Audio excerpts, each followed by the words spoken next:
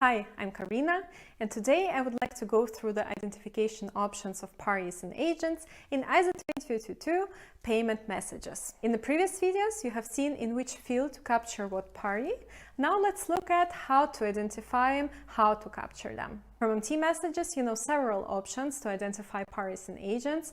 There are A, B, C, D, F, K, no letter options, and so on. And they allow you to identify actors using name and address, BICs, accounts, etc. In ISO20022 payment messages, there is no such alphabetical system, but there is a rule repository where we can roughly distinguish 4 blocks with the same set of rules. In the first block, we have an instructing and instructed agents, so the sender and receiver of the message. And in the second block, we have all the other agents, so debtor agent, creditor agent, intermediary, you name it. Then we have a block with new parties, such as ultimate creditor and ultimate debtor.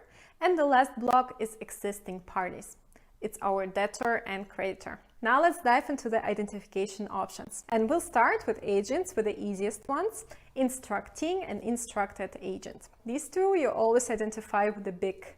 Easy as that. And by the way, in ISO20022 messages, there is a distinguishing between a BIC FI and any BIC, where any BIC is a BIC for corporate and BIC FI is a BIC for financial institution, just so you don't wonder why there are 2 elements for BIC. Then another point to highlight is that CBPR Plus is using either BIC 8 or BIC 11, so with the branch identifier, while Target 2, for example, is only using BIC 11. Next block, other agents.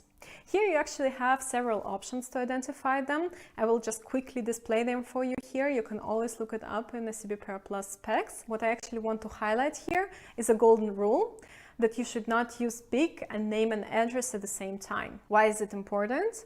Well, it's to avoid situations where you get confusing information. For example, where the underlying address from a BIC doesn't match the address that you put into the message. And with that, we're done with agents. Let's now move to parties. New parties, ultimate debtor, ultimate creditor. To identify these parties, you will need to use name and address.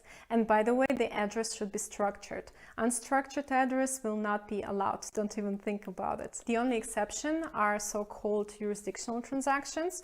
It's where all agents in a chain underlie the same jurisdiction. And in this case, new parties can be identified using name and ID, and there is no need to use an address. Okay, let's now look at the very last block, and the most important one actually, our debtor and creditor. Again, there are several options to identify these two, and similar to the rule for ultimate parties, there is a simplification for jurisdictional transactions. For example, for the European Economic Area payments, only name and IBAN are required.